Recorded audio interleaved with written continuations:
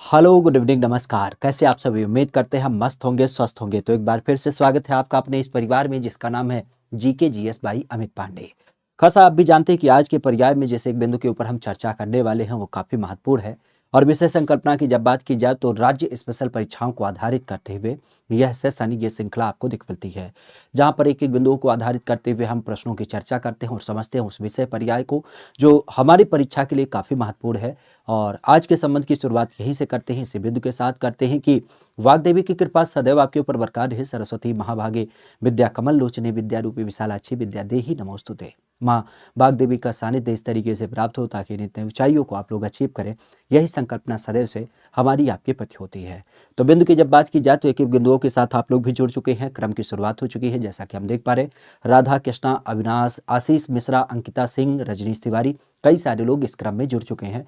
तो चलिएगा अपने श्रृंखला की शुरुआत यहीं से करते हैं, इसी पर्याय के साथ कि वाग्देवी की कृपा सदैव आपके ऊपर बरकरार रहे। सरस्वती महाभागे विद्या कमल लोचने विद्या रूपी विशालाक्षी विद्या देही नमोस्तुते। माँ वाग्देवी का सानिध्य इस तरीके से प्राप्त हो ताकि नित्य ऊंचाइयों को आप लोग अचीव करें, यही संकल्पना सदैव से हमारी आपके प्रति होती है। लेकिन उससे पहले एक चीज और ध्यान रखिएगा कि आज रात की 9 बजे वाली क्लास काफी महत्वपूर्ण रहने वाली है, क्योंकि आज है वर्ष का आखिरी दिवस। तो वैसे तो लोग कहते हैं कि 2023 हमारे लिए बहुत अच्छा नहीं रहा, लेकिन यार दुनिया में कौन चीज़ अच्छी रही? हमें तो नहीं लगता कभी भी कोई चीज़ आपके अच्छी होती है। बस यही होती है, जिस चीज़ को हम अच्छा मानते हैं वही हमारे लिए स्वर्णिम होता है। तो हम इस आखिरी दिवस को आपके लिए बेहतर करने की कोशिश करने में है, खासा आज रात 9 बजे से। ध्यान रखिएगा, चूंकि हमारी टारगेट है, जो हमारी एक श्रृंखला का पर्याय है वो है आगामी परीक्षाओं को ध्यान में रखते हुए। तो आगामी परीक्षाओं में यूपी जीके का जो करंट अफेयर है वो काफी डरावना होता है, और इसी कारण से उत्तर प्रदेश के करंट अफेयर को आज हम क्या करेंगे, शुद्ध रूप से चर्चा करेंगे। तो खास ध्यान रखिएगा, आज रात के 9 बजे महामैराथन आपको देखने मिलेगी। कब? खास करके करंट अफेयर के ऊपर आधारित करते हुए। चलिए आगे की बात करते हैं, तो एक एक बिंदु एक एक पर्याय के साथ। खासा बिंदु की शुरुआत करते हैं इसी मोटिवेशन कोट के साथ, जिसका पर्याय है कि स्ट्रगल से कभी डरना नहीं चाहिए, क्योंकि ये भी एक कहानी है जो सक्सेसफुल होने के बाद सबको बतानी है। और ये बिल्कुल सत्य बात है कि स्ट्रगल से कभी डरना नहीं चाहिए, क्योंकि उतार और चढ़ाव ये जीवन के बड़े महत्वपूर्ण पहलू हैं। लेकिन ये जरूर बात है कि इसमें जो हमें सीख मिलती है ना, वो फिर बाद में क्या करना पड़ता है, लोगों को बताने में बड़ा मजा आता है। तो स्ट्रगल से कभी भी डरना नहीं चाहिए, स्ट्रगल से कभी भी डरना नहीं चाहिए, क्योंकि यह भी एक अपनी कहानी है जो खास करके सक्सेसफुल होने के बाद अन्य लोगों को क्या करनी है, बतानी है। तो पर्याय की जब बात की जाए तो पहले बिंदु के साथ खासा ध्यान रखिएगा। पहला जो संदर्भ है वो क्या है, वो है कि निम्नलिखित में से कौन कौन सी योजनाएं उत्तर प्रदेश बजट 2021-22 में शामिल करी गई। देखिए, अब यहाँ पे थोड़ा सा संदर्भ जरूर ध्यान रखिएगा। ये योजनाएं हैं और यूपी के बजट के बारे में चर्चा है। तो इसका मतलब आपको ये पता होना चाहिए कि वर्तमान में हमारे यहाँ पर कौन कौन सी योजनाएं सरकार के माध्यम से चालू की गई हैं, और साथ ही साथ कौन कौन सी योजनाओं का अलग अलग पर्याय हमारे लिए देखने को मिलता है। आज बिंदु की जब बात की जाए तो यहाँ पर क्या होगा, बजट 2021-22। अब मुख्य रूप से अगर देखा जाए तो सबसे पहली बात तो यही आती है, बजट। तो आज बजट कौन सा हमारा है, तो बजट की जब बात की जाए तो आप भी जानते हैं हमारे यहाँ पर जो बजट चल रहा है वो खासा 2023-24। एक चीज ध्यान रखिएगा, कोई भी जो बजट आता है ना वो अगले साल के लिए आता है। भाई आपके पैसा पिताजी देते हैं तो ये थोड़ी ना कहते हैं कर्जा निपटाओ, अगले खर्च के लिए देते हैं ना, तो वही संदर्भ है। बजट की जब बात की जाए तो ये अगले सत्र के निकाला जाता है, और इस परिप्रेक्ष्य में 2023-24 का बजट अभी हमारे यहाँ पर चल रहा है। आने वाले समय का जो बजट होगा वो क्या होगा, 2024-25 का हो जाएगा। तो आने वाले सत्र के लिए वो आपका बजट अनाउंस होगा। बजट किसके माध्यम से दिया जाता है, तो ये भी आप जानते हैं कि ये हमारे यहाँ पर जो वित्त मंत्री होते हैं उनके माध्यम से बजट का अनाउंसमेंट किया जाता है। कहाँ पर अगर देखा जाए तो हमारे यहाँ पर वित्त मंत्री क्या नाम होते हैं, तो खासा यहाँ ध्यान रखिएगा। जब हम बात करते हैं किसके रूप में, हमारे यहाँ पर एक व्यक्ति हैं जिनका नाम है सुरेश खन्ना। तो सुरेश खन्ना का नाम ध्यान रखिएगा, जो वर्तमान हमारी यूपी की क्या है, आप कह सकते हो कि वित्त मंत्री हैं। अगर इनकी बात की जाए तो इनका नाम यहाँ देखे मिलता है। तो सुरेश खन्ना की जब बात की जाए तो ये वित्त मंत्री के रूप में देख मिलते हैं, और इनकी जब बात की जाए तो बजट 2023-24 के लिए इनका नाम प्रमुख रूप से। अच्छा, बजट की बात की जाए तो अब यूपी बजट में एक नाम नया कॉन्सेप्ट ध्यान रखिएगा कि हमारी यूपी बजट क्या किया गया है, डिजिटल बजट के रूप में आपका प्रस्तुत किया गया है। और डिजिटल बजट की जब बात की जाए तो डिजिटल बजट का मंतव्य क्या होता है, मतलब आप कह सकते हो एक ऐसा बजट जो पेपर पे नहीं दिया जाता है बल्कि पीडीएफ से दिया जाता है। अब जब पीडीएफ से दिया जाता है तो उस दशा में क्या होता है, आपके कंप्यूटर, मोबाइल, लैपटॉप से आप इसको क्या कर पाते हैं, देख पाते हैं, इसको इस तक रीच बना पाते हैं। और इस संदर्भ की जब बात की जाए तो ये नाम प्रमुख रूप से हमें देख मिलता है। तो डिजिटल बजट के परिप्रेक्ष्य में ये सारी चीजें मिलती हैं। अब कौन कौन से बिंदु आपके इस बजट के अंतर्गत आपके शामिल किए गए थे, अगर इनकी बात की जाए तो सबसे पहला नाम ध्यान रखिएगा, यहाँ पर जो शामिल किया गया था, आत्मनिर्भर कृषक समन्वित विकास योजना, मुख्यमंत्री सक्षम सुपोषण योजना, मुख्यमंत्री प्रवासी श्रमिक उद्यमिता विकास योजना। इन सारी चीजों को क्या किया गया था, आपके 2023-24 के बजट में, सॉरी 21-22 के बजट में आपका शामिल किया गया था। तो इन सारे संदर्भों को ध्यान रखिएगा। आगे की बात करें, कहा जा रहा है कि वर्तमान में ये जो लखनऊ है, लखनऊ में क्या क्या बिंदु हमें देखने को मिलता है। आज जो वर्तमान लखनऊ की जब बात की जाए तो लखनऊ का जो संदर्भ है वह हमें देखने मिलता है, और खास करके इसका नाम प्रमुख रूप से, इस बिंदु की जब बात की जाए तो ये है जल संस्थान, नगर निगम विकास प्राधिकरण, या फिर जिला नगरीय विकास प्राधिकरण। अब बेसिक अगर देखा जाए तो लखनऊ में क्या क्या चीजें हैं, तो सीधे शब्दों में लखनऊ में नगर निगम है, लखनऊ में विकास प्राधिकरण है, लखनऊ चूंकि जिला है तो यहाँ पर जिला नगरीय विकास प्राधिकरण है, और इसके अलावा लखनऊ की जब बात की जाए तो एक यहाँ पे जल शोध संस्थान है, अर्थात हम कह सकते हैं कि यहाँ पर क्या है, सभी चारों हैं। क्लियर। आगे की बात करते हैं, एक नाम आता है कि उत्तर प्रदेश मुख्यमंत्री स्वरोजगार योजना 2021। अगर इसकी बात की जाए तो उसके लिए जो पंजीकरण या फिर आवेदन करने की तिथि है, अगर उसकी बात की जाए तो उसके अंतर्गत योग्यता जो रखा गया है वह कौन सी योग्यता नहीं है। अर्थात अगर पंजीकरण करते हैं आप तो पंजीकरण करने की दशा में खास करके कौन सी योग्यता यहाँ पे नहीं मानी गई है। किस परिप्रेक्ष्य में, उत्तर प्रदेश मुख्यमंत्री स्वरोजगार योजना। आज उत्तर प्रदेश मुख्यमंत्री स्वरोजगार योजना की जब बात की जाए तो उसमें क्या एक मानदंड नहीं है, मुख्यमंत्री स्वरोजगार योजना। एक्चुअली आप भी जानते हैं कि हमारे यहाँ पर चाहे देश हो, चाहे विदेश हो, चाहे राज्य हो, अलग अलग प्रकार के सरकारों के माध्यम से अपनी जनता के लिए, अपने युवाओं के लिए क्या किया जाता है, कुछ विशेष योजनाएं निकाली जाती हैं। उसमें खास करके एक योजना निकाली गई, मुख्यमंत्री स्वरोजगार योजना। एक्चुअली राज्य सरकार का ये मानना है, इवन ये सत्य भी है, कि सभी बच्चे को सरकारी नौकरी नहीं दी जा सकती है। ये तो बिल्कुल कह सकते हो कि मतलब अकाट्य सत्य है, जिसको कोई भी नहीं काट सकता, और सत्य बात है। कितनी सरकार नौकरियां निकालेगी, हो सकता हो कि 10,000, 20,000, 50,000, 1 लाख, इससे ज़्यादा तो नहीं निकालेगी। इसका मतलब सबको सरकारी नौकरी नहीं दी जा सकती, लेकिन जनसंख्या तो करोड़ों में है, तो फिर क्या किया जाए, तो सबकी जीविका के लिए कुछ ऐसे मॉड्यूल आपके तैयार किए जा सकते हैं, कुछ ऐसे उनके लिए रोजगार संसाधन उपलब्ध कराए जा सकते हैं, ताकि वह लोग क्या करें, अपनी जीविका को चला पाए। ठीक है, तो उस दशा में स्वरोजगार का ऑप्शन आता है। स्वरोजगार सरकार इस कारण से प्रमोट करती है, क्यों, क्योंकि कोई व्यक्ति कोई उद्यम चालू करेगा तो पहली बात तो खुद लगेगा ही लगेगा, लेकिन अपने साथ 2-4 लोगों को और क्या करेगा, कनेक्ट करेगा, और इसके माध्यम से क्या होगा, आपके लोकल स्तर पर, ग्रामीण लेवल पर, जैसे गांव का कोई व्यक्ति है आटा चक्की की दुकान लगाता है, तो वह ग्रामीण स्तर पर और गांव के 2-4 युवाओं को रोजगार देगा। तो इस दशा में क्या हो जाता है, इस दशा में हम देख पाते हैं कि हमारे यहाँ पर खास करके इसका नाम प्रमुख रूप से आपको देख मिलता है। तो बिंदु की जब बात की जाए तो यहाँ पर क्या होगा, उत्तर प्रदेश मुख्यमंत्री स्वरोजगार योजना 2021 की जब बात की जाए तो उसमें क्या क्या बिंदु है। सबसे पहली बात तो ये ध्यान रखिएगा, कोई भी युवा जो 18 से 40 वर्ष का है वह इसके योग्य होता है, पहली बात। दूसरा नाम क्या है कि कम से कम भाई युवा है तो पढ़ा लिखा होता तो अच्छी बात है, तो हाई स्कूल पढ़ा होना चाहिए।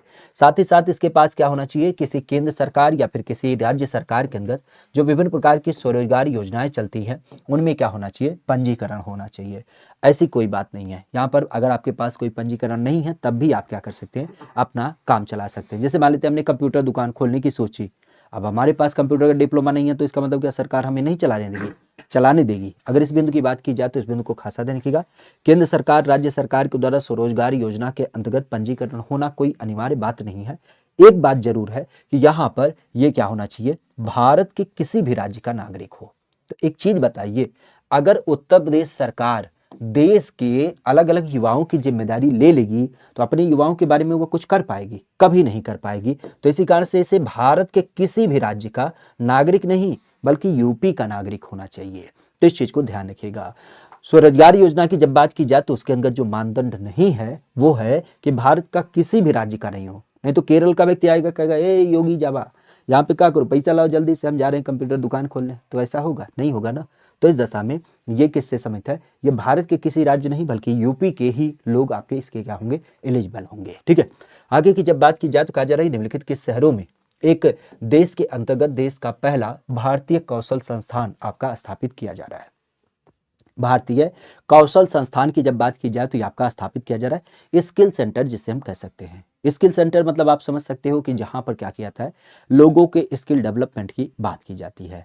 अब लोगों के स्किल डेवलपमेंट की जब बात की जाए तो इसका संदर्भ क्या होगा, तो इसका संदर्भ ध्यान रखिएगा अहमदाबाद, मुंबई, रोहतक या फिर आपके कानपुर के रूप में। लोगों के अलग राज्यों के परिप्रेक्ष्य में अदर स्टेट वालों को जॉब देती है, वहाँ जॉब के लिए भारतीय नागरिक होता है।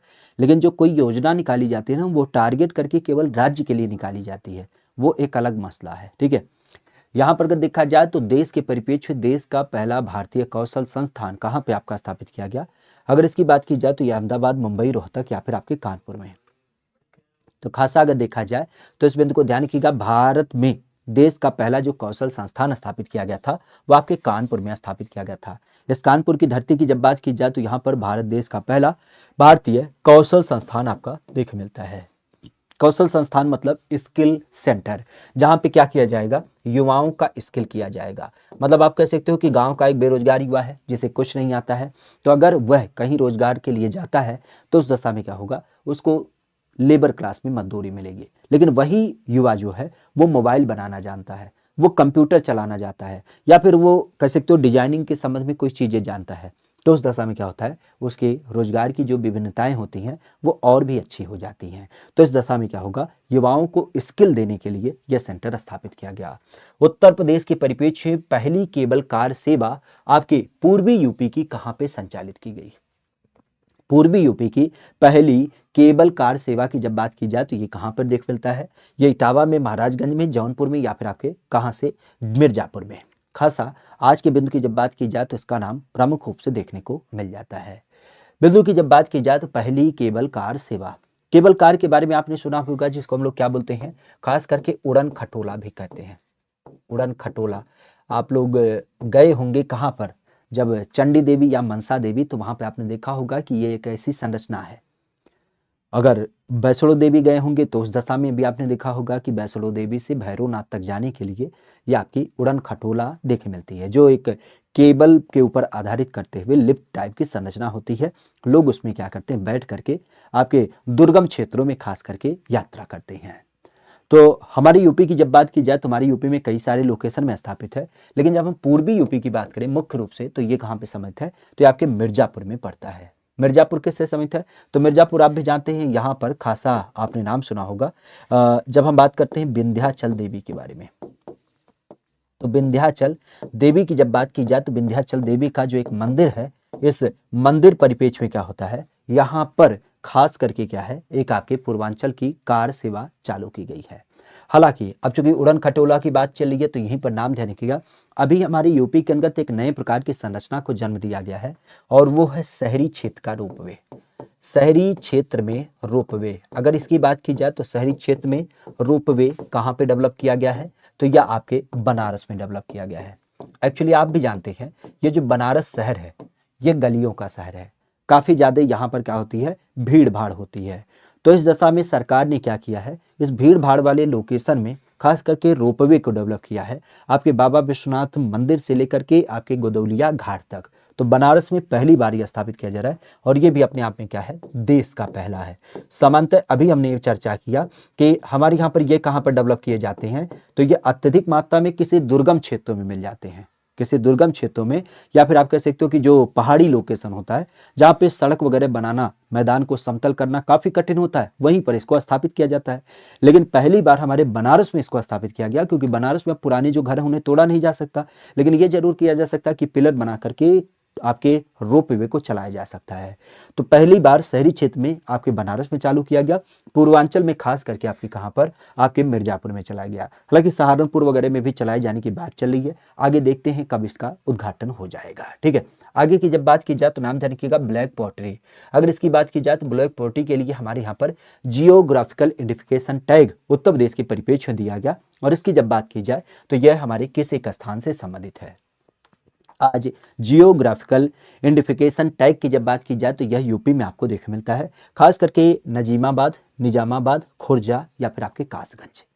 बेसिक अगर देखा जाए तो इसका संबंध किससे है, सबसे पहली बात तो ये ध्यान रखिएगा, आपने कई बार सुना होगा जीआई टैग के बारे में। आज जीआई टैग की जो संरचना होती है वह क्या है? जीआई टैग की जब बात की जाए तो जीआई टैग का मंतव्य आपने सुना होगा, हमारे यहाँ पर किसी भी लोकल उत्पाद को क्या किया जाता है, 10 साल के लिए दिया जाता है। मतलब कोई लोकल उत्पाद है, अगर उसकी बात की जाए तो जो नेटिव लोकेशन में केवल पाया जाता है, अन्यत्र कहीं नहीं पाया जाता है, तो ऐसे उत्पाद को 10 साल के लिए क्या होता है, ये जीआई टैग दिया जाता है। अब जीआई टैग की जब बात की जाए तो जीआई टैग वैसे तो हमारी यूपी में बहुत सारी चीज़ों को प्राप्त है, लेकिन अगर हम ब्लैक पोल्ट्री की जब बात की जाए तो ये कहाँ पे पाई जाती है, तो ये खासा ध्यान रखिएगा, ये पाई जाती है आपके निजामाबाद। निजामाबाद तो हमारी यूपी से नहीं है, नजीमाबाद में, ठीक है। क्योंकि निजामाबाद की जब बात की जाए तो निजामाबाद का संदर्भ कहाँ से है, क्या निजामाबाद है? अच्छा, आजमगढ़ का निजामाबाद की जब बात की जाए तो निजामाबाद जो आपके क्या है, आजमगढ़ में पड़ता है।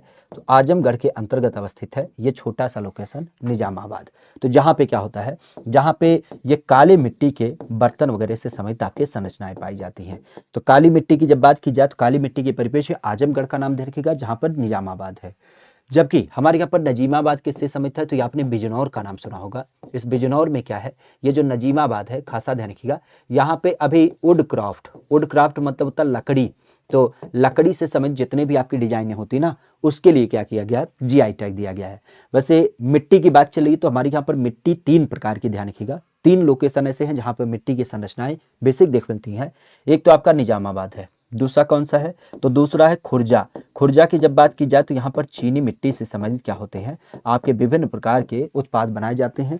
चीनी मिट्टी या फिर जिसको हम क्या नाम देते हैं, खास अपने यहाँ पे नाम दिया जाता है, आप भी जानते हैं इसको, क्या बोलते हैं, अपने यहाँ पे सिरेमिक सिटी के रूप में जानते हैं। तो सिरेमिक सिटी की जब बात की जाए तो सिरेमिक सिटी का नाम ध्यान रखिएगा, सिरेमिक सिटी इसी कारण से हम लोग क्या कहते हैं, अपने यहाँ पे खुरबा को कह देते हैं। तो खुरबा को खासा ध्यान रखिएगा, चीनी मिट्टी के परिपेक्ष में सिरेमिक सिटी का नाम दिया जाता है। जबकि एक नाम और ध्यान रखिएगा, हमारे यहाँ पर आपने कई बार सुना होगा टेराकोटा का नाम। आज टेराकोटा की जब बात की जाए तो टेराकोटा किस परिपेक्ष में, तो टेराकोटा जो संबंधित है वो आपको गोरखपुर में देख मिलता है, ठीक है।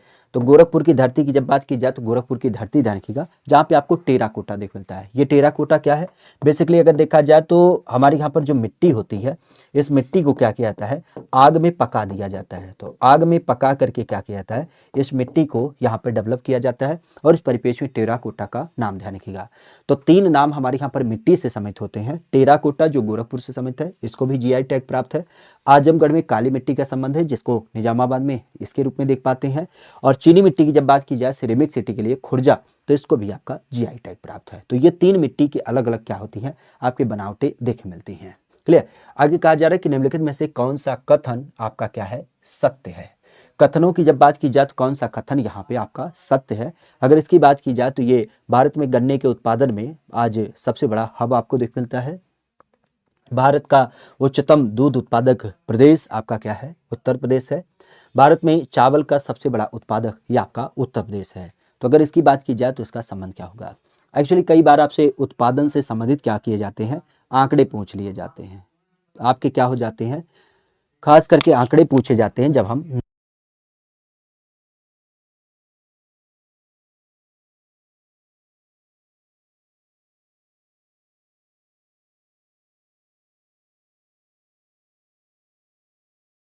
क्लियर। तो यहाँ पे अगर देखा जाए तो आज भारत के परिप्रेक्ष्य में कौन सा कथन यहाँ पे सही होगा। सबसे पहली बात तो ये ध्यान रखिएगा, आज भारत की बात की जाए तो भारत में गन्ना उत्पादन के लिए किसकी पहचान है, यूपी की पहचान है। बिल्कुल सत्य बात है, हमारा यूपी जो है वो गन्ना उत्पादन के लिए प्रमुख रूप से जाना जाता है। भारत की जब बात की जाए तो भारत में दूध का उत्पादन, आज दूध उत्पादन की जब बात की जाए तो जो करंट आंकड़ा है वो ये है कि राजस्थान है, ठीक है। क्योंकि ये उत्पादन के संबंधित आंकड़े क्या होते हैं, परिवर्तित होते रहते हैं। भाई किसी ने ज्यादा मेहनत कर दिया तो उसे ज्यादा नंबर मिल गया, अगली बार आप मेहनत करेंगे अगली बार आपका नंबर आ जाएगा। तो सीधे शब्दों में राजस्थान की जब बात की जाए तो अभी दूध उत्पादन में राजस्थान पहले नंबर पे है। हालांकि सदैव से क्या रहता है, सदैव से आपका यूपी ही रहता है। तो यूपी गन्ना उत्पादन में भी पहले नंबर पे है और यूपी आपके दूध उत्पादन में भी पहले नंबर पे है। फिर बात आती है चावल उत्पादन में। तो चावल उत्पादन में सदैव से आपने सुना होगा पश्चिम बंगाल का नाम। तो पश्चिम बंगाल की जब बात की जाए तो पश्चिम बंगाल का नाम ध्यान रखिएगा। चावल उत्पादन में पश्चिम बंगाल क्या होता है, आपका पहले नंबर पे आता है। तो देखिए अगर वास्तविकता से कहा जाए तो इसका जवाब तो सही होगा, लेकिन क्वेश्चन के हिसाब से सही जवाब क्या था, तो क्वेश्चन के हिसाब से पहला और दूसरा ये दोनों सही होंगे, क्योंकि उस टाइम पे क्या था, आपके गन्ना उत्पादन में भी यूपी का पहला स्थान था और दूध उत्पादन में भी पहले स्थान पे था। लेकिन वर्तमान में ध्यान किया कि वर्तमान में गन्ना उत्पादन में यूपी पहले स्थान पे भले है, लेकिन दूध उत्पादन में राजस्थान है और चावल उत्पादन में तो आपका पश्चिम बंगाल है।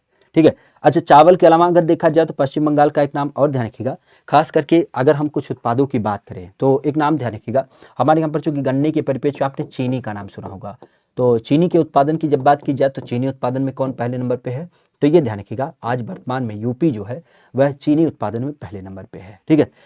एक नाम ध्यान रखिएगा, आपसे कई बार पूछा जाता है फल उत्पादन में, फल उत्पादन, तो फल उत्पादन में पहले नंबर पे कौन है, फल उत्पादन में आपने सदैव सुना होगा आंध्र प्रदेश का नाम, और दूसरे नंबर पे कौन है, दूसरे नंबर पे आपका उत्तर प्रदेश आपको देख मिलता है। तो पहले नंबर पे आंध्र प्रदेश और दूसरे नंबर पे उत्तर प्रदेश, खास करके फल उत्पादन में। फिर बात आती है यहाँ पर सब्जी उत्पादन में, तो सब्जी उत्पादन की जब बात की जाए तो इसका संबंध क्या होगा, तो सब्जी उत्पादन का नाम ध्यान रखिएगा, हमारा जो पश्चिम बंगाल है, अगर इसकी बात की जाए तो पश्चिम बंगाल हमारा क्या है, पहले नंबर पे है। आपके उत्तर प्रदेश पहले नंबर पे है, पश्चिम बंगाल दूसरे नंबर पे है। सब्जी उत्पादन में उत्तर प्रदेश क्या है, पहले नंबर पे है, जबकि हमारा खास करके जब हम बात करते हैं पश्चिम बंगाल तो ये क्या हो जाता है, ये दूसरे नंबर पे है। तो पश्चिम बंगाल दूसरे नंबर पे है, उत्तर प्रदेश क्या है, पहले नंबर पे है। तो इस चीज को ध्यान रखिएगा।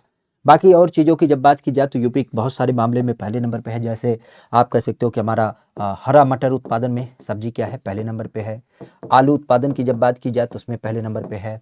खासा खीरा की जब बात की जाए तो उसके उत्पादन में, तरबूज की जब बात की जाए तो तरबूज के मामले में, खरबूज की जब बात की जाए तो खरबूज के मामले में। ठीक है। इवन आप कह सकते हो कि हमारे यूपी में पशुधन की संख्या सबसे ज़्यादा आपकी हो जाती है। जनसंख्या की जब बात की जाए तो जनसंख्या के मामले में पहले नंबर पे है। आपका यूपी जो है पपीता के उत्पादन में पहले नंबर पे है। पपीता के अलावा अगर देखा जाए तो आम के उत्पादन में पहले नंबर पे है। तो ऐसी बहुत सारी चीज़ें हैं जिनके मामले में क्या होता है, आपका यूपी पहले नंबर पे आपको देखने को मिल जाता है। देखिए, बीच में आपका महाराष्ट्र था, लेकिन फिर से ध्यान रखिएगा कि यूपी आपका बाद में फिर से आ गया था, क्योंकि देखो महाराष्ट्र का सीन जो होता ना, वहाँ पे मिलें जो थी वो बीच में बंद हो गई थी, मतलब उनका जितना उत्पादन करना था कर दिया था। हमारी यूपी में अभी भी मिलें चल रही थी, उनकी धुलाई हो रही थी। तो अपडेटेड आंकड़े की जब बात करेंगे तो यूपी आपका पहले नंबर पे आ जाएगा। बीच में कुछ टाइम के लिए आपका महाराष्ट्र आया था पहले नंबर पे। ठीक है। कहा जा रहा है कि निम्नलिखित में से कौन सा सही सुमेलित नहीं है, हमारे यहाँ पर कौन सा बिंदु ऐसा है जो सही सुमेलित नहीं है। आज इस बिंदु की जब बात की जाए तो इस बिंदु का संबंध हमें देखने को मिलता है, खास करके किस रूप में, महिला समृद्धि योजना 1993, महिला सशक्ति योजना 1998, महिला साम्राज्य योजना 2003 और राष्ट्रीय पोषाहार मिशन, ये बिल्कुल नहीं। ठीक है। तो इसका संदर्भ हमें देखने को मिलता है। खास करके अगर देखा जाए तो इसका संबंध क्या होगा, आज बिंदुओं की जब बात की जाए तो बिंदुओं के रूप में इसका नाम प्रमुख रूप से देखने को मिल जाता है। हमारे यहाँ पर अगर देखा जाए तो इसका नाम प्रमुख रूप से,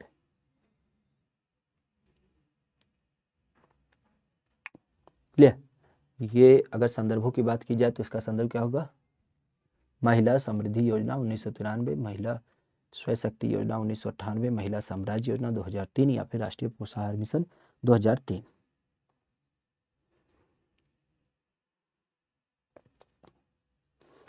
ये गड़बड़ हो गया है, ये 2003 होगा और ये 1989 होगा। ठीक है, अब सही है। ठीक है, 1989 2003, महिला समृद्धि योजना, महिला स्वशक्ति योजना, महिला साम्राज्य योजना और फिर आपका क्या होगा, राष्ट्रीय पोषाहार मिशन योजना। अब इसमें सही जवाब क्या होगा। ठीक है। अब अगर इसकी बात की जाए तो इसमें आपका सही जवाब क्या होगा, खास करके अगर इसकी बात की जाए। ठीक है, इसकी बात की जाए तो इसका सही जवाब क्या होगा, निम्नलिखित में से कौन सा बिंदु आपका सही सुमेलित नहीं है।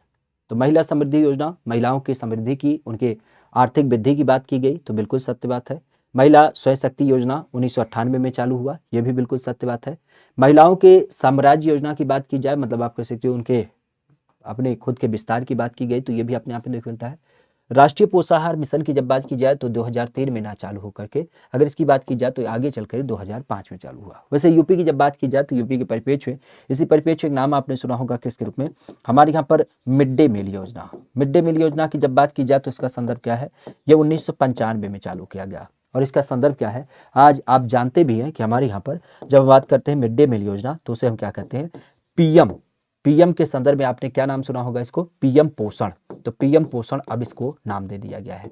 खास करके इस बिंदु को कब नाम दिया गया है, तो 2022 में इसका नाम परिवर्तित करते हुए पीएम पोषण कर दिया गया है। ठीक है, तो इस चीज को ध्यान रखिएगा। बाकी राष्ट्रीय पोषाहार की जब बात की जाए तो ये कब बिंदु चालू किया गया था, तो ये 2008 में पूरे भारत में बड़े लेवल पे चालू किया गया था, ताकि लोगों को क्या किया जा सके, पोषाहार पूरी तरीके से दिया जा सके।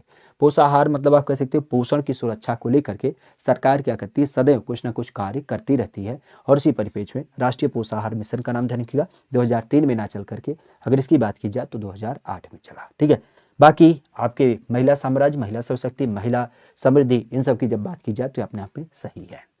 कहा जा रहा है कि निम्नलिखित में से उत्तर प्रदेश की एकमात्र ऑयल रिफाइनरी की जब बात की जाए तो ये आपको दिख मिलता है। यूपी के अंतर्गत एकमात्र जो ऑयल रिफाइनरी है, अगर इसकी बात की जाए तो ये कहाँ समर्थ है, आगरा में, बरौनी में, मथुरा में या फिर आपके कानपुर में। खास करके इस नाम का संबंध हमें देखने मिलता है। उत्तर प्रदेश के अंतर्गत एकमात्र ऑयल रिफाइनरी। ऑयल रिफाइनरी की जब बात की जाए मतलब आप कह सकते हो जहां पे तेल का शोधन किया जाता है, तो तेल शोधनशाला की जब बात की जाए तो यह यूपी में कहां पे अवस्थित हो जाएगा, तेल शोधनशाला। बेसिक अगर देखा जाए तो इसका संबंध क्या होगा, तेल के बारे में तो आप भी जानते हैं कि हमारे यहाँ पर जो क्रूड ऑयल होता है ना, तो उसको क्या किया जाता है, फिर प्योरीफाई किया जाता है, मतलब एक तरीके से उससे कच्चे तत्वों को निकालते हुए खासा गैस, गैस के अलावा पेट्रोल, पेट्रोल के अलावा डीजल, ऐसे तत्वों को क्या किया जाता है, उससे अलग किया जाता है। तो आज हमारी यूपी की जब बात की जाए तो हमारी यूपी में एकमात्र ऐसी आपकी रिफाइनरी होती है, कहाँ से समित है, तो आपके मथुरा में। मथुरा की जब बात की जाए तो मथुरा का नाम ध्यान रखिएगा, जहाँ पे आपने नाम भी सुना होगा, इंडियन ऑयल कारपोरेशन। तो इंडियन ऑयल कारपोरेशन की जब बात की जाए तो उसके माध्यम से क्या होता है, हमारी यूपी का एकमात्र तेल शोधनशाला है। हालांकि इस एकमात्र तेल शोधनशाला के अलावा अगर देखा जाए तो यहीं पर ध्यान रखिएगा, अभी राज्य सरकार के सहयोग में खासा एक तत्व स्थापित किया गया जिसको हम नाम देते हैं ग्रीन हाइड्रोजन प्लांट। तो ग्रीन हाइड्रोजन प्लांट की जब बात की जाए तो ये अभी हाल फिलहाल में क्या किया गया था, यहाँ पे आपका स्थापित किया गया था। अच्छा, इसके बारे में काफी चर्चा रहती है क्योंकि आपने कई बार सुना होगा ताजमहल। ताजमहल की जब बात की जाए तो ताजमहल किससे बना है, तो ताजमहल बना है संगमरमर से। संगमरमर अर्थात आप कह सकते हो कि कैल्शियम से बना हुआ है, कैल्शियम कार्बाइड की जब बात की जाए। फिर बात आती है ये जो आपके ऑयल रिफाइनरी होती हैं वो एक तत्व निकालती हैं जिसको हम क्या कहते हैं, सल्फर गैस के रूप में। तो सल्फर गैस आपकी क्या होती है, खास करके जब इन्वायरमेंट में पहुंचती है तो इन्वायरमेंट में आप भी जानते हो कि बादल बनता है और हवाएं उड़ती रहती हैं, तो ये उड़ करके आपके आगरा की तरफ जब आता है तो आगरा में बरसात होती है। अब जब बरसात होता है तो वो बरसात का पानी सल्फर के माध्यम से क्या होता है, इस संगमरमर के ऊपर गिरता है। तो संगमरमर क्या करता है, उस सल्फर के साथ अपनी प्रतिक्रिया करता है। तो इस दशा में खासा ध्यान रखिएगा। इस बिंदु की जब बात की जाए तो इस बिंदु के लिए ध्यान रखिएगा, सल्फर डाइऑक्साइड की जब बात की जाए तो इसके माध्यम से ताजमहल का रंग आपने देखा होगा बदरंग हो जाता है, पीला पड़ जाता है। तो कई बार हमारी हाई कोर्ट के माध्यम से क्या किया गया है, इस रिफाइनरी को बंद भी किया गया है। तो इसी कारण से थोड़ा सा नाम चर्चा में रहता है, तो इस चीज को ध्यान रखिएगा। मथुरा में ये आपको दिख मिल जाता है रिफाइनरी का नाम। हालांकि रिफाइनरी के अलावा देखा जाए तो एक नाम और काफी चर्चा मिलता है, हमारी यूपी में एकमात्र परमाणु ऊर्जा संयंत्र। इस परमाणु ऊर्जा संयंत्र की जब बात की जाए तो इसका नाम क्या संबंधित होता है, तो ये खासा ध्यान रखिएगा, नरौरा। आज नरौरा की जब बात की जाए आपके बुलंदशहर, तो बुलंदशहर के अंतर्गत क्या होता है, इसका नाम प्रमुख रूप से दिख मिलता है। तो नरौरा बुलंदशहर की जब बात की जाए तो वहां पे क्या हो जाता है, एकमात्र परमाणु संयंत्र आपको दिख मिलता है हमारी यूपी के अंतर्गत। ऑयल रिफाइनरी, एक नाम और ध्यान रखिएगा, आपने कई बार सुना होगा असम के बारे में। असम की जब बात की जाए तो असम के डिगबोई में एशिया की पहली रिफाइनरी आपकी लगाई गई थी। तो ये भी ध्यान रखिएगा, एशिया की जो पहली रिफाइनरी लगाई गई थी सन 1901 में अंग्रेजों के शासनकाल में, अंग्रेजों के द्वारा। तो ये भी ध्यान रखिएगा, असम के डिगबोई में एशिया की पहली तेल रिफाइनरी आपकी लगाई गई थी। खासा उत्तर प्रदेश की मिर्जापुर, भदोही और खमरिया, इन लोकेशन की जब बात की जाए तो यहाँ पर किस एक वस्तु का निर्माण होता है, खासा इसकी जब बात की जाए तो भारत के कुल निर्यात में लगभग इसका 90% हिस्सा आज हमें देख मिलता है।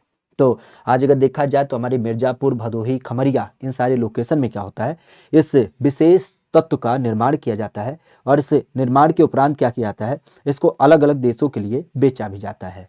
तो अगर देखा जाए तो इस तत्व को हम क्या नाम देते हैं, चूड़ी, बर्तन, कालीन या फिर रेशम की साड़ी। कौन सा एक ऐसा विशेष संदर्भ है जो आपके मिर्जापुर, भदोही, खमरिया, इन सारी लोकेशन में आपको देख मिलता है। तो इस बिंदु की जब बात की जाए तो इसका संदर्भ आप भी जानते हैं किसके परिप्रेक्ष्य होगा, तो ये नाम आपको मिलता है हमारे यहाँ पर। खास जब हम इसकी बात करते हैं तो ये क्या होता है, कालीन। क्योंकि कालीन की जब बात की जाए तो कालीन का संबंध किससे है, कालीन आप भी जानते हैं मिर्जापुर में जहाँ पे कालीन भैया का नाम भी आता है, तो मिर्जापुर से कालीन भैया का नाम ध्यान रखिएगा। बाकी चूड़ी के लिए कौन सा फेमस है, तो फिरोजाबाद की जब बात की जाए तो फिरोजाबाद का नाम ध्यान रखिएगा, जो आपके पूरी तरीके से क्या है, चूड़ी नगरी के लिए जाना जाता है।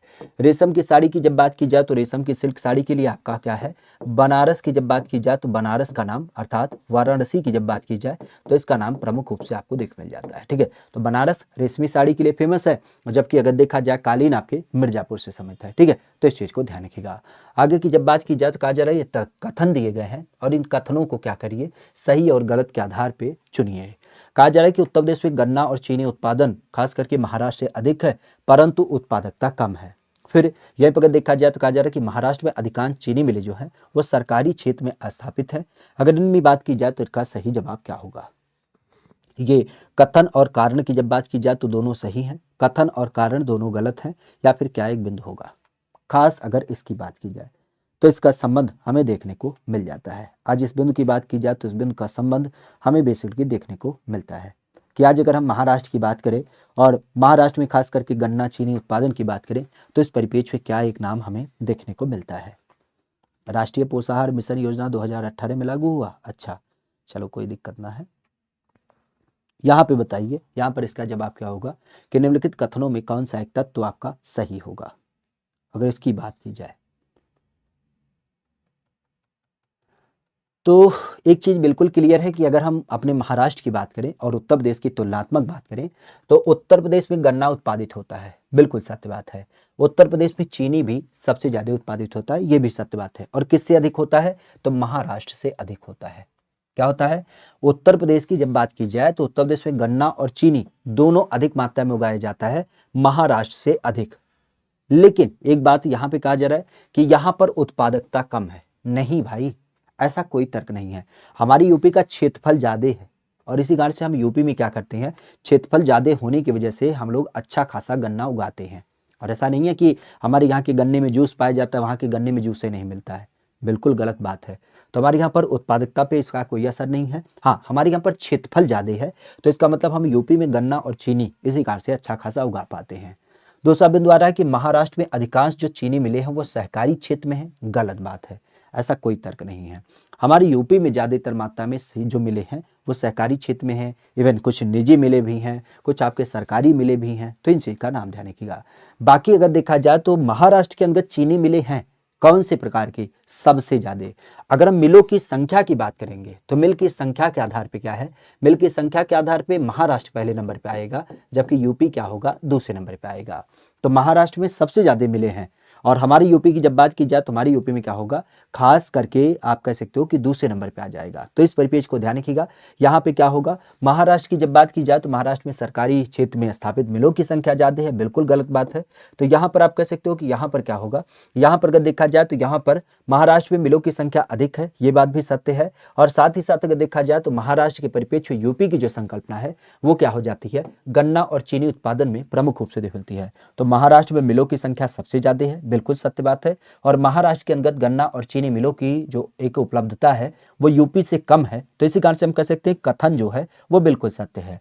और कारण की जब बात की जाए तो कारण इसका जवाब नहीं होगा, क्यों, क्योंकि सीधे शब्दों में आप कह सकते हो भाई देखो, गन्ना मिल कहीं पर उपस्थित होना क्या चीनी उत्पादन को बढ़ा देगा। अभी हमने देखा कि गन्ना मिले महाराष्ट्र में सबसे ज्यादा है, लेकिन सबसे ज्यादा होने की दशा में क्या महाराष्ट्र में चीनी उत्पादित हो रहा है, नहीं हो रहा है।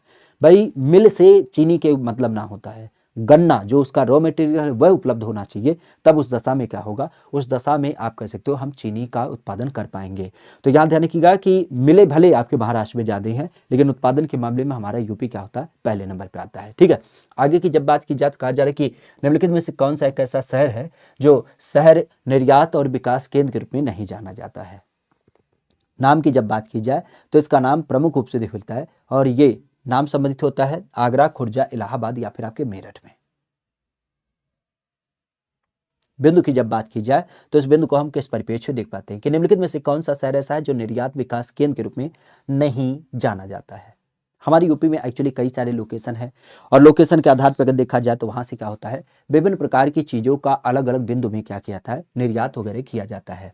तो कौन सा ऐसा लोकेशन है जहाँ से निर्यात नहीं होता है? कौन सा लोकेशन ऐसा है जहाँ से निर्यात आपका नहीं किया जाता है? आज बिंदु की जब बात की जाए तो यह लोकेशन प्रमुख रूप से, बिंदु की जब बात की जाए तो कौन सा लोकेशन ऐसा है जहां से निर्यात नहीं किया जाता है? देखिए, एक्चुअली कोई भी लोकेशन होगा जहां पर कोई चीज बनाई जाएगी तो उस बनाए हुए चीज को क्या किया जाएगा, बेचने की बात आएगी और बेचने के लिए हमें क्या करना पड़ेगा, उसको निर्यात करना पड़ेगा। तो ऐसे विशेष लोकेशन में हमारे यहाँ पर क्या होते हैं, कुछ निर्यात जोन स्थापित किए जाते हैं। अब देखा जाए तो कहाँ कहाँ पे निर्यात जोन है, हमारे आगरा में निर्यात जोन है, हमारे मेरठ की जब बात की जाए, चूंकि ये खेल नगरी के लिए जाना जाता है तो खेल नगरी के नाते क्या होता है, यहाँ पे आपका निर्यात जोन है। इवन इलाहाबाद की जब बात की जाए तो इलाहाबाद की धरती पे भी आपका निर्यात जोन है। खुर्जा की जब बात की जाए तो खुर्जा में निर्यात जोन ऐसा कोई संबंधित नहीं देखने को मिलता है। ठीक है, तो खुर्जा की जब बात की जाए तो खुर्जा में ऐसा कोई निर्यात जोन नहीं होता है, इस चीज को ध्यान रखिएगा। आगरा में निर्यात जोन है, इलाहाबाद में है, मेरठ में है, खुर्जा में ऐसा कोई निर्यात जोन नहीं है। हाँ, खुर्जा के जो मटेरियल होते हैं उनको क्या किया जाता है, ला करके फिर आपके बेचा जाता है खासा। अगर इनकी बात की जाए तो यहाँ पर कोई निर्यात का विकास केंद्र आपको नहीं देखने मिलता है। खुर्जा केवल प्रसिद्ध किसके लिए है, तो यहाँ पर जो आपके चीनी मिट्टी के बर्तन होते हैं उसे बनाया जाता है। निर्यात करने की संकल्पना अलग अलग बिंदुओं से हो जाती है। ठीक है, कहा जा रहा है कि 2018-19 में उत्तर प्रदेश में सकल राज्य घरेलू मूल्यवर्धन में कृषि पशुपालन, अगर इनकी बात की जाए तो अब इसके बारे में हम कोई चर्चा नहीं करेंगे क्योंकि ये 2018-19 का आंकड़ा है। ठीक है, कोई मतलब नहीं बनता है। आज वर्तमान के आंकड़ों की जब बात की जाए तो वर्तमान के आंकड़े अलग हो गए हैं। आगे की जब बात की जाए तो कहा जा रहा है कि उत्तर प्रदेश में औद्योगिक विकास, अगर इसकी बात की जाए तो ये प्रादेशिक असंतुलता के मामले में निम्नलिखित में से कौन सा कथन यहाँ सत्य है? अगर हम बात करें तो उत्तर प्रदेश के परिप्रेक्ष्य में औद्योगिक विकास, हालांकि पिछले संदर्भ में एक चीज ध्यान रखिएगा, क्योंकि आप भी जानते हैं हमारी जो अर्थव्यवस्था होती है ना, उस अर्थव्यवस्था में 3 स्तर होते हैं। क्या होता है, एक होता है जिसको हम कहते हैं प्राथमिक सेक्टर, एक होता है जिसको हम कहते हैं द्वितीयक सेक्टर, और द्वितीयक के अलावा एक जो होता है जिसको हम कहते हैं तृतीयक, या जिसको हम एक तरीके से सेवा सेक्टर के रूप में जानते हैं। तो इन 3 सेक्टरों में जो आपका संदर्भ होता है, आपका प्राथमिक जो सेक्टर है वो लगभग 50% क्या करता है, हिस्सेदारी रखता है। द्वितीयक की जब बात की जाए तो इसकी हिस्सेदारी करीब 25 है और प्राथमिक की भी हिस्सेदारी आपकी करीब 25 है। जहां 25 में अगर हम प्राथमिक की बात करें तो उसमें खेती बाड़ी का जो हिस्सा है वो आज वर्तमान में आपको 27% देख मिलता है। ठीक है, तो इस चीज को ध्यान रखिएगा, क्योंकि आज के संबंध में क्या हो गया, आजकल लोगों का पर्यटन जो है वो आप भी जानते हैं खेती बाड़ी से हट चुका है। लोग ज्यादा मात्रा में खेती बाड़ी नहीं करते हैं। अब गंती के लोग क्या करते हैं, खेती बाड़ी करते हैं। ज्यादातर लोग क्या करते हैं, नौकरी करते हैं। तो नौकरी अर्थात सर्विस सेक्टर। ठीक है, यहाँ पर इसका सही जवाब क्या होगा, तो खासा अगर देखा जाए तो कहा जा रहा है कि हमारे यूपी के परिप्रेक्ष्य में कौन सा बिंदु सही है। पश्चिमी उत्तर प्रदेश में उद्योगों का सर्वाधिक केंद्रीकरण है। पूर्वी उत्तर प्रदेश में राज्यों का लगभग 20% औद्योगिक इकाइयां हैं। औद्योगिक दृष्टिकोण से सबसे ज्यादा पिछड़ा जो क्षेत्र है वह क्या होगा, वह आपका बुंदेलखंड के रूप में जाना जाएगा। तो इसका सही जवाब क्या होगा। आज बिंदु की जब बात की जाए तो इसका संबंध हमें देखने को मिल जाता है। तो एक बात तो क्लियर है, अगर कथन सत्य की बात की जाए तो कथन सत्य के अंतर्गत आप कह सकते हो कि पश्चिमी यूपी जो है वो उद्योगों का सर्वाधिक केंद्रीकरण है। नहीं, पश्चिमी नहीं बल्कि हम कह सकते हैं मध्य यूपी में भी आपके उद्योग हैं। भाई कानपुर वगैरह की जब बात की जाए तो ये तो मध्य के अंतर्गत आ जाएंगे। खासा पूर्वी यूपी की जब बात की जाए तो राज्यों का 20% औद्योगिक इकाइयां जो है वो पूर्वी यूपी में है। हाँ, ये बात बिल्कुल सत्य है कि अगर देखा जाए तो हमारा जो पूर्वी यूपी है, पूर्वी यूपी में जितनी भी आपकी इकाइयां हैं, औद्योगिक इकाइयां, उनकी संख्या नाम मात्र की है। मतलब हम कह सकते हैं थोड़ी बहुत संख्या यहाँ पे आपको देखने को मिल जाती है। तो थोड़ी बहुत संख्या क्या है, पूर्वी यूपी में आपको देख मिलता है। फिर यहाँ पे अगर देखा जाए तो औद्योगिक दृष्टिकोण से बुंदेलखंड क्या है, काफी पिछड़ा है। बिल्कुल सत्य बात है। तभी तो अभी हमारी यूपी सरकार के द्वारा क्या किया गया है, बीडा नाम की परियोजना को चालू किया गया है। तो बीडा का संदर्भ क्या है, बुंदेलखंड इंडस्ट्रियल डेवलपमेंट अथॉरिटी के रूप में। तो बीडा की जब बात की जाए तो यह भी चालू किया गया है। बाकी अगर इस परिपेक्ष की जब बात की जाए तो इसका सही जवाब क्या होगा, इसका जवाब हो जाएगा 2 और 3। क्यों, क्योंकि उद्योगों का जो सर्वाधिक केंद्रीकरण है वो पश्चिमी यूपी में नहीं है, क्योंकि पश्चिमी और मध्य यूपी इन दोनों में इसका केंद्रीकरण आपको दिख मिलता है। पूर्वांचल में ना है, बुंदेलखंड में ना है, लेकिन पश्चिमी और मध्य यूपी में क्या होता है, इसका संदर्भ है। बिल्कुल पश्चिमी यूपी में तो है भी ना है, ये जो बीच का जोन है यहाँ पे आपका है। जैसे आप कह सकते हो अलीगढ़ का नगर हो गया, बुलंदशहर का नगर हो गया, आपका मुरादाबाद हो गया, इन सारे लोकेशन की जब बात की जाए, मेरठ वगैरह, तो यहाँ पे आपके उद्योग होते हैं। ठीक है, आगे की जब बात की जाए तो कहा जा रहा है कि उत्तर प्रदेश से सिंगल विंडो क्लियरेंस विभाग के अंतर्गत उद्देश्यों के परिप्रेक्ष्य में दिए गए बिंदुओं को लेकर के क्या करिए, यहाँ पर चिन्हित करिए। क्या क्या काम करता है?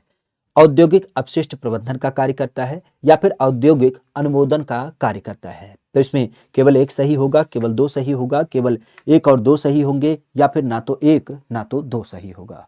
बेसिक अगर देखा जाए तो इसका संबंध हमें देखने को मिलता है। आज बिंदु की जब बात की जाए तो सिंगल विंडो क्लियरेंस विभाग के माध्यम से निम्नलिखित कथनों पर विचार करिए। सिंगल विंडो क्लियरेंस की जब बात की जाए तो उसके माध्यम से निम्नलिखित बिंदुओं पर क्या करिए, विचार करिए और उसके अनुसार बताइए कि यह काम क्या करता है। सिंगल विंडो क्लियरेंस विभाग निम्नलिखित उद्देश्यों पर कार्य करता है और वह क्या होता है? औद्योगिक अपशिष्ट का प्रबंधन करता है या फिर औद्योगिक अनुमोदन करता है। तो एक चीज बताइए, सिंगल विंडो क्लियरेंस मतलब क्या है? मतलब ये है, मान लेते हैं कि हम कोई उद्योग आपके यूपी में लगाना चाहते हैं, ठीक है, तो हम क्या करेंगे, हम सरकार के पास क्या करेंगे, हम सरकार के पास जाएंगे अपनी अर्जी लेकर के, मतलब अपने कागजात को लेकर के जाएंगे और सरकार से तो यही बात कहेंगे कि भैया हमें आपके प्रदेश में उद्योग लगाना है और हमें क्या करिए, मंजूरी दे दीजिए। तो सरकार क्या करेगी भाई, सीधी सी बात कहेगी, अच्छा ठीक है आए हो तो उद्योग हमारे यहाँ पर लगा लो, हमारे साथ जो चीजें बन पाएंगी उसको हम आपके साथ कर देंगे। तो अनुमोदन करने का कार्य क्या करती है, यह प्रमुख रूप से करती है। लेकिन अब ये उद्योग जो कचरा निकालेगा, ये प्रबंधन जो है ये इसका नहीं होता है। उद्योगों के कचरा का प्रबंधन पहली जिम्मेदारी तो औद्योगिक संस्थाओं की होती है और दूसरा आप कह सकते हो कि जो राज्य सरकार होती है या जो राज्य सरकार के अंतर्गत विभिन्न प्रकार के तंत्र होते हैं उनकी जिम्मेदारी होती है। तो यहाँ पर सिंगल विंडो क्लियरेंस, क्लियरेंस का मतलब होता है ये थोड़ी ना कहेगा अच्छा आए हो उद्योग लगाओगे कितना पोल्यूशन फैलाओगे, बताओ तो कितना पानी निकालोगे, ये थोड़ी ना पूछा जाता है। यहाँ तो पहले बोला जाता है आ गए आइए लगा के जाइए, यहाँ ये नहीं पूछा जाता कितना कचरा निकालोगे कितना धुआं निकालोगे, नहीं तो आदमी काहे आएगा फैक्ट्री लगाने के लिए। तो इसी कारण से यहाँ अपशिष्ट की बात नहीं कही जाती है, केवल केवल क्या होता है, अनुमोदन की बात की जाती है। तो सिंगल विंडो क्लियरेंस में क्या होता है, केवल अनुमोदन का नाम होता है। ध्यान रखिएगा, उत्तर प्रदेश में कौन सा व्यापार कर जोन जो है वो अधिकतर व्यापार कर संग्रहित करता है? ये गाजियाबाद के अंतर्गत, खास करके लखनऊ के अंतर्गत, कानपुर में या फिर आपके नोएडा में। कौन सा ऐसा बिंदु होता है, कौन सा ऐसा व्यापार जोन है जो आज अधिक मात्रा में व्यापार कर संग्रहित करता है?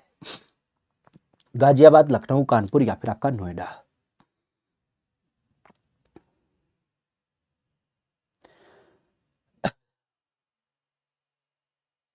आज बिंदु की जब बात की जाए तो इसका नाम प्रमुख रूप से देखने को मिलता है। संदर्भ की जब बात की जाए तो इसका नाम विशेष ध्यान रखिएगा, कौन सा जोन ऐसा है जो व्यापार जोन अत्यधिक मात्रा में देख मिलता है। तो देखिए यूपी की जब बात की जाए तो यूपी के परिप्रेक्ष्य आप भी जानते हैं ये हमारा पूरा यूपी है। अगर इसकी बात की जाए तो ये पूर्वांचल है, पूर्वांचल के अलावा अगर देखा जाए तो ये क्या है, पश्चिमांचल है, और पश्चिमी यूपी के अलावा अगर देखा जाए तो ये आपका मध्य यूपी है, और ये क्या होता है, ये आपका बुंदेलखंड होता है। तो इस तरीके से हमारे यूपी की जब बात की जाए तो हमारी यूपी में ये सारे नाम आपको दिख मिलते हैं। क्लियर। अब बिंदु की जब बात की जाए तो आप कह सकते हो कि हमारा जो सबसे ज्यादा डेवलप एरिया है वो कौन सा है, तो सीधे शब्दों में ये जो पश्चिमी यूपी के अंदर एक लोकेशन है जिसको हम कहते हैं नोएडा। तो नोएडा की जब बात की जाए तो नोएडा में चूंकि सर्विस सेक्टर ज्यादा मात्रा में है, ठीक है, आईटी इंडस्ट्री वगैरह ज्यादा है, तो नोएडा का संदर्भ ध्यान रखिएगा। अर्थात सीधे तौर पे अगर कहें तो गौतम बुद्ध नगर जिला, गौतम बुद्ध नगर जिले की जब बात की जाए तो यहाँ पर क्या है, प्रति व्यक्ति आय, प्रति व्यक्ति आय की जब बात की जाए तो ये सबसे ज्यादा है कहाँ पे, नोएडा में। जबकि हमारे यहाँ पर देखा जाए तो सबसे कम कहाँ पे है, तो ये भी ध्यान रखिएगा, सबसे कम जो आपका होता है वो आपके श्रावस्ती में है, ठीक है। तो श्रावस्ती की जब बात की जाए तो इसी कारण से कई बार पूछा जाता है कि किस जिले की जीडीपी सबसे ज्यादा है, तो जिले की जीडीपी की जब बात की जाए तो जीडीपी जो सबसे ज्यादा है वो कहाँ पे है, वो गौतम बुद्ध नगर में है। जबकि जीडीपी की जब बात की जाए जिले के परिप्रेक्ष्य तो वह सबसे कम कहाँ पे है, तो वह आपको श्रावस्ती में देख मिलती है। इवन इसी तर्ज पर एक नाम और ध्यान रखिएगा, क्योंकि यहाँ व्यापार कर की बात की गई है, एक शुल्क राज्य सरकार के द्वारा और वसूला जाता है जिसको हम कहते हैं स्टाम्प शुल्क। सरकार की कमाई का एक बड़ा नजरिया आपको यहाँ देख मिलता है, स्टाम्प शुल्क, जो स्टाम्प खरीदे बेचे जाते हैं। अगर इसकी बात की जाए तो सबसे ज्यादा संग्रहण कहाँ पे होता है, तो ये ध्यान रखिएगा, मेरठ में सबसे ज्यादा स्टॉक का संग्रहण देख मिलता है। जबकि हमारी यूपी की जब बात की जाए तो आपने बस्ती मंडल का नाम सुना होगा, जहां पे क्या होता है, सबसे कम मात्रा में इसका क्या किया जाता है, आपका संग्रहण किया जाता है। तो दो बिंदु ध्यान रखिएगा, हमारे यूपी के अंतर्गत स्टाम्प शुल्क की जब बात की जाए तो मेरठ मंडल में सबसे ज़्यादा कलेक्ट किया जाता है, जबकि बस्ती में सबसे कम। और जीडीपी की जब बात की जाए तो जीडीपी के मामले में गौतम बुद्ध नगर सबसे ज़्यादा। और यही पर अगर देखा जाए तो यहाँ पर खासा ध्यान रखिएगा किसके परिप्रेक्ष्य नाम होता है, तो ये नाम ध्यान रखिएगा सबसे कम श्रावस्ती में देख मिलता है। एक बिंदु ध्यान रखिएगा, कहा जा रहा है कि पंडित दीनदयाल उपाध्याय के नाम से एक व्यापार सुविधा केंद्र हमारे यहाँ पर स्थापित किया गया है।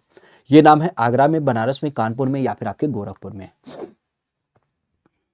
बिंदु की जब बात की जाए तो इस बिंदु का नाम प्रमुख रूप से देख मिलता है। आज राज्य सरकार की जब बात की जाए तो राज्य सरकार के अंतर्गत खास करके यूपी का पहला दीनदयाल हस्तकला संकुल सेंटर आपका स्थापित किया गया। इसकी जब बात की जाए तो ये कहाँ पे स्थापित की गई है, तो ये खासा ध्यान रखिएगा बनारस में। आज बनारस की जब बात की जाए तो बनारस में दीनदयाल हस्तकला संकुल की स्थापना की गई। अच्छा, बनारस की जब बात की जाए तो बनारस का नाम ध्यान रखिएगा, यहाँ पे रुद्राज कन्वेंशन सेंटर भी स्थापित किया गया है। और अभी हाल फिलहाल में आपने सुना होगा यूपी का जो एक स्टेडियम अपने आप में खास करके भगवान शंकर की, भगवान शिव की नगरी में शिव थीम आधारित करते हुए इसे बनाया जा रहा है, जिसमें आपने सुना होगा कि बेलपत्ती जैसा आकार होगा। डमरू की जब बात की जाए तो डमरू जैसी क्या होगी, इसकी आकृति होगी। साथ ही साथ क्या होगा, इसकी जब बात की जाए तो उसमें जो आपके लाइट लगेंगे वो कैसे होंगे, वो त्रिशूल जैसी लाइटें आपकी लगाई जाएंगी। और फिर क्या होगा, इसकी जो दीवारें होंगी, इस दीवारों की जब बात की जाए तो इन दीवारों पे क्या किया जाएगा, बेलपत्री से सजाया जाएगा। तो भगवान शिव शंकर के आधार पे ये आपका एक थीम डेवलप कर दिया जाएगा। कहा जा रहा है कि उत्तर प्रदेश के परिप्रेक्ष्य में अर्थव्यवस्था के संदर्भ में कथनों पर विचार करिए। ये अर्थव्यवस्था के क्या कथन है कि प्रति व्यक्ति राष्ट्रीय आय और प्रति व्यक्ति राज्य आय में अंतर निरंतर बढ़ रहा है। संपूर्ण देश की तुलना में कुल कर्मियों के परिप्रेक्ष्य में कृषकों का परसेंट उत्तर प्रदेश में अधिक है। संपूर्ण देश की तुलना में प्रति 1 लाख जनसंख्या पर पंजीकृत कारखानों की संख्या उत्तर प्रदेश में अधिक है। अब इसका सही जवाब क्या होगा? अगर हम अर्थव्यवस्था के नजरिए की बात करें तो अर्थव्यवस्था के नजरिए से इसका सही जवाब क्या होगा? बेसिक अगर देखा जाए तो बेसिक इसका सही क्रम हमें देखने को मिलता है। आज यूपी की जब बात की जाए तो यूपी के परिप्रेक्ष्य में इसका क्रम क्या होगा? अर्थव्यवस्था के संदर्भ में अगर इन बिंदुओं की बात की जाए तो इनका संदर्भ क्या होगा? तो पहली बात तो ये ध्यान रखिएगा, अगर हम यूपी की बात करते हैं तो हमारे संदर्भ में आप भी जानते हैं कि प्रति व्यक्ति जो राष्ट्रीय आय है वह क्या है, राष्ट्रीय आय आज बहुत ज्यादा है। जबकि अगर हम बात करें तो हमारे राज्य की आय क्या है, बिल्कुल कम है। भाई देखो, अगर हम राष्ट्रीय आय और राज्य की आय की बात करें तो बिल्कुल कम इस कारण से है क्योंकि केंद्र सरकार के द्वारा जब बजट बताया गया था तो उसमें बताया गया था कि देश के प्रति व्यक्ति लगभग 94,000 रुपया महीना कमाता है। जबकि हमारे यूपी की जब बात की गई तो हमारे यूपी में बताया गया कि करीब करीब हमारे यूपी का लगभग कितना 60,000 रुपया महीना कमाता है। तो 60 और 94 कितना अंतर है? तो इसका मतलब पहला बिंदु तो क्लियर हो गया कि प्रति व्यक्ति जो राज्य में कमाता है, प्रति व्यक्ति जो देश में कमाता है, उनमें काफी अंतर है। दूसरा बिंदु, संपूर्ण देश की तुलना में कुल कर्मियों के परिपेक्ष की जब बात की जाए तो हमारे यूपी में कृषि की संख्या सबसे ज्यादा है। ये बिल्कुल सत्य बात है क्योंकि आपने कई बार सुना होगा हमारी यूपी में जो कृषि जनसंख्या है वह कितनी है, 59.3% है। अर्थात हम कह सकते हैं कि कृषि के लोग भी हमारी यूपी से सादे हैं। अब बात की जा रही संपूर्ण देश की तुलना में प्रति 1 लाख जनसंख्या पे पंजीकृत कारखानों की संख्या उत्तर प्रदेश में अधिक है। अरे भैया, अभी हमने साफ कर दिया कि कृषि की जनसंख्या ज्यादा है, कारखाना कहाँ पे है? अगर कारखाना हमारे यहाँ पर होता तो हम लोग डेवलप नहीं होते, सीधी सी बात है। तो इसका मतलब ये हमारे यहाँ पर नहीं है। बाकी अगर देखा जाए तो 1 और 2 आपका क्या होगा, इसका सही जवाब होगा। ठीक है, तो 1 और 2 की जब बात की जाए तो इसका नाम प्रमुख रूप से ध्यान रखिएगा।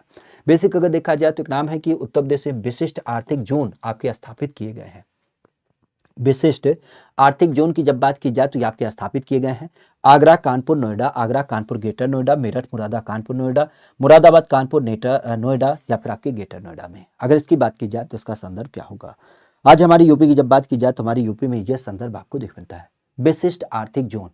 आर्थिक जोन का मतलब खासा ध्यान रखिएगा, एक इकोनॉमिक एक्टिविटी जहां पे होती है। इकोनॉमिक एक्टिविटी मतलब आप कह सकते हो जहां पे खरीद फरोख्त करी जाती है, सीधे शब्दों में जहां पे व्यापार को अंजाम दिया जाता है। ऐसे लोकेशन को हम लोग क्या करते हैं, वहां पर एक विशेष एरिया के रूप में रिजर्व कर देते हैं कि भैया जो ये टैक्स वक्स वाले होते हैं ना, ये यहाँ पे ना आए। क्यों? क्योंकि वो जोन ही पूरी तरीके से रिजर्व है, यहाँ पे पूरा व्यापार होगा। अब नहीं तो ये छापा मारने वाले हर तीसरे दिन वहां पहुंचते रहेंगे तो व्यापारी तो परेशान हो जाएगा। तो इसी कारण से बोला जाता है अपना जो टोला टप्पर है वो किनारे ही रखना, यहाँ पे आने की जरूरत नहीं, क्योंकि यहाँ पे सरकार ने इन्हें बोल ही दिया है कि आप लोग यहाँ पे स्वच्छंद होकर के व्यापार करिए। तो इसे हम आर्थिक जोन के रूप में जानते हैं, जिसको आपने सेज के रूप में भी नाम सुना होगा, स्पेशल इकोनॉमिक जोन की संकल्पना दी जाती है। तो आज हमारी यूपी में ऐसे कौन कौन से लोकेशन है, तो सीधे शब्दों में ग्रेटर नोएडा आप भी जानते हैं बड़ा हब है जहाँ पे विभिन्न प्रकार की चीज़ें निर्यात की जाती हैं, विभिन्न प्रकार की चीज़ें उत्पादित की जाती हैं। नोएडा अपने आप में है ही है, आईटी हब के रूप में जाना जाता है। कानपुर हमारी यूपी का तो औद्योगिक नगरी है। और मुरादाबाद की जब बात की जाए तो ये पीतल नगरी है। पीतल नगरी की जब बात की जाए तो पीतल नगरी के परिप्रेक्ष्य आप कह सकते हो कि यहाँ पर क्या हो जाएगा, यहाँ से भी चीज़ों को निर्यात किया जाता है। तो ये सारे संदर्भों को हमने क्या किया, आज के सेशन में देखा। बाकी इस क्लास की जो पीडीएफ होती है, हम बार बार कहते हैं कि ये टेलीग्राम ग्रुप आप ज्वाइन कर लीजिएगा, वहाँ पे क्या होगा, आपको इसकी क्लास की पीडीएफ मिल जाएगी।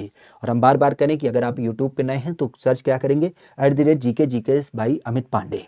और जैसे आप सर्च करेंगे तुरंत ही क्या होगा, ये आपको सीधे सीधे चैनल मिल जाएगा। पहला काम क्या करना होगा, चैनल को सब्सक्राइब करना होगा। चैनल सब्सक्राइब करने के बाद फिर आप देख सकते हैं कि यहाँ पे आपके परीक्षाओं के लिए महत्वपूर्ण सारी संकल्पनाएं एक साथ रखी गई हैं।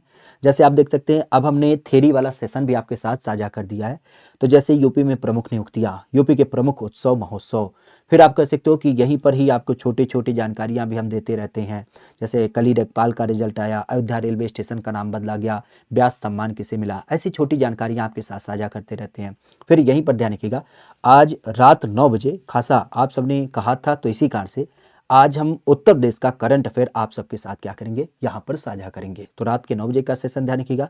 बाकी संदर्भों में आप भी जानते हैं कि एक थ्योरी वाला सेशन यहाँ पे हमने करा दिया है, करीब करीब 2 घंटे का हो गया है। फिर आप यही देख सकते हैं कि यूपी में पक्षी विहार, इनकी भी संकल्पना हमने आपके साथ साझा ही कर दिया है। कोई नया अपडेट आता है, कोई नई सूचना आती है, जैसे अभी आपके अयोध्या में मोदी जी गए थे तो वहाँ पर क्या क्या चीज़ें की, उनके बारे में हमने जानकारी साझा कर दी।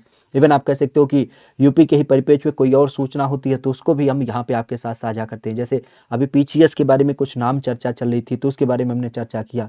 ये थ्योरी वाला दूसरा पार्ट ध्यान रखिएगा जो करीब करीब 2.5 घंटे का है, इसको भी हमने यहाँ पर साझा कर दिया है।